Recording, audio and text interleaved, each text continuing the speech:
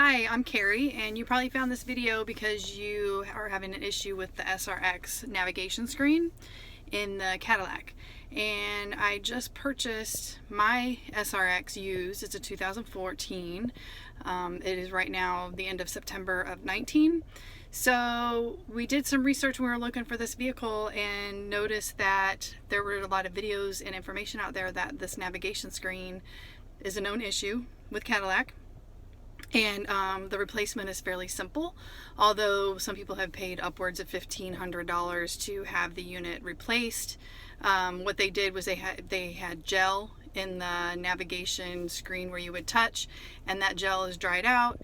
It's no longer made with that gel, so the replacement part that I'm going to be using is an OEM part, and it's from the original manufacturer, so it should be it's totally legit, and it's supposed to be pretty easy to replace.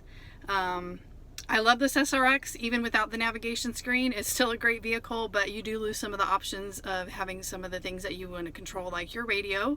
I have one radio station that it's stuck on, and then some controls with the AC and some other things. So of course you want that to work. So I'm hoping that it's fairly simple and that I don't cause any other damage. The part that I bought, I spent about $125 for the part and the tools. The part is just the screen that goes over the display, and the tools cost like another $12. I got everything on Amazon, and it's from Q, which is the Q screens, which is what they use in the Cadillacs. So if I do damage something, the entire module that goes around there, we looked it up, it's about $500 something. So worst case scenario, I spend another $500 and I have a fully new unit. So hopefully that won't happen. But I'm going to get started. And another thing to note, the day before I purchased mine, I was doing some research and noticed that there was a class action lawsuit filed on September 22nd, 2019 by 7 plaintiffs.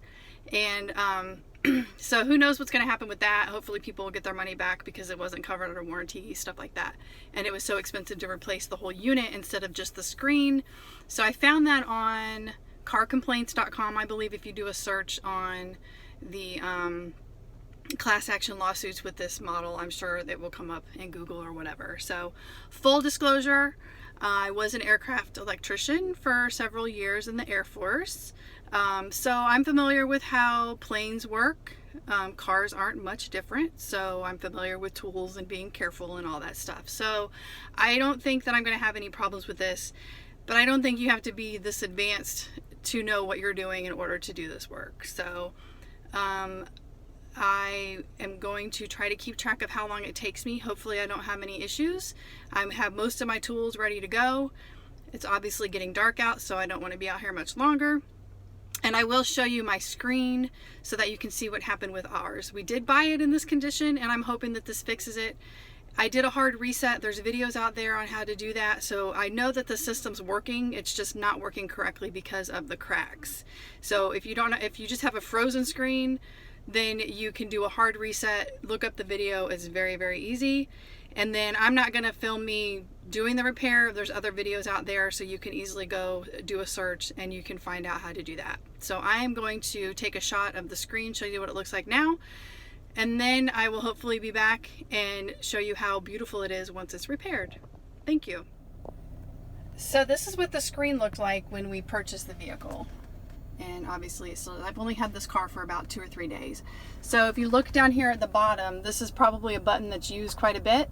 And it has a bunch of like spider web cracks in it. So that's the gel I was talking about that apparently dries up and it causes it to be erratic. So sometimes it's like moving back and forth, you know, and it doesn't respond when you touch it. Well, there goes the radio. I hit a different button down here to turn the radio on. So so all of this is working. It just doesn't know what to do because it's getting crazy signals from all the spiderweb stuff. So it's erratic, intermittent, can't use it. So wish me luck. Okay, here's the part that I bought. I just wanted to show. This is the basic kit, as you see there. I think the only difference between that and the more expensive one is that this one did not come with the tools. I ordered them separately. I paid shipping twice, so you could probably cheapen the cost by just paying for it once.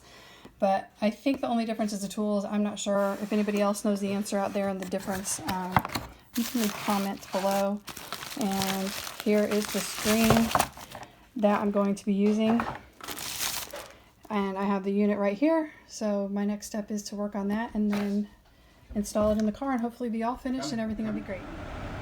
All right, so I was not able to install the unit last night, or the screen last night. Turns out I was missing the 7mm socket. So I had to go buy one last night and it was too late, too dark. So it's the next day. And as you can see, I fixed my screen. So everything worked beautifully. It was a little tricky. I took my time. I didn't rush. I was very careful, and especially with the trim. Some of this trim was a little tricky, like getting all this down here so that it wasn't, you know, scuffed or bent or anything, and all that was a little tricky. Getting the screws under here next to the seat on both sides was tricky, even though I put the seats all the way down and all the way back. I didn't have the right ratchet, so I had to rig something to use. And then getting this console trim back in was a little tricky to get everything lined up. So definitely don't rush this job. It did take me about 2 hours. Again, first time through, it's going to take a while. But it works great. Works just like I was hoping it would. The screen now is functional, and now it's the car that I was hoping it was going to be. So if you are mechanically inclined and you tend not to break stuff, then you should not have a problem doing this. But if you tend to break stuff, you might want to have somebody else do it, or think about just be in a calm place when you go to do it, and don't be under stress and be in a hurry. So if you have to do this, good luck. Again, you can buy this whole thing for about $500 if you have to, or so. And watch the videos. I highly recommend watching the videos to install and then how to fix everything inside the unit. There's a lot of different screws, so be methodical in how you take them out and then put everything back together so that you don't end up with a bunch of extra parts. And so good luck. Take care.